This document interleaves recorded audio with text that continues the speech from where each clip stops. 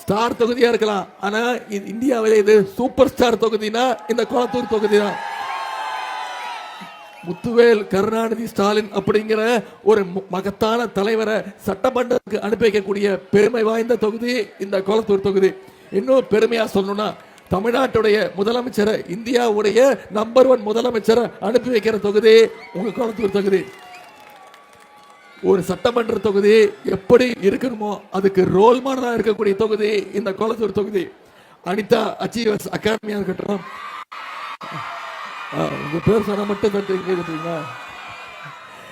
அன்னை தயாளு அம்மாள் அறக்கட்டளைன்னு இன்னைக்கு இந்தியாவில் இருக்கக்கூடிய அனைத்து சட்டமன்ற வேட்பாளர்களுக்கும், சட்டமன்ற உறுப்பினர்களுக்கும், சட்டமன்ற தொகுதிகளுக்கும் ஒரு எக்ஸாம்பிளா இருக்கக்கூடிய தொகுதி நம்முடைய கொளத்தூர் தொகுதி.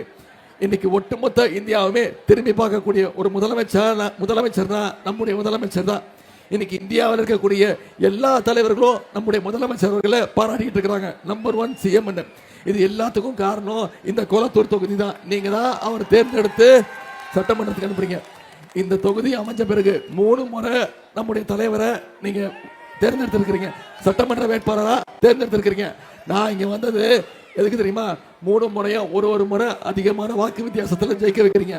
போன முறை 70,000 வாக்கு வித்தியாசத்துல ஜெயிக்க வச்சிருக்கிறீங்க. இந்த முறை 1,00,000 வாக்கு வித்தியாசத்துல ஜெயிக்க வைக்கணும். ஜெயிக்க வச்சிருக்கீங்களா? இன்னைக்கு ஒட்டுமொத்த தமிழ்நாடுமே நம்முடைய தலைவர் தலைமையில ஓரணியில நாம திரண்டு இருக்கிறோம். நம்முடைய தலைவர் மீண்டும் மீண்டும் சொல்றார், இந்த சட்டமன்ற தேர்தல் டெல்லி அணி வெர்சஸ் தமிழ்நாடு அணி.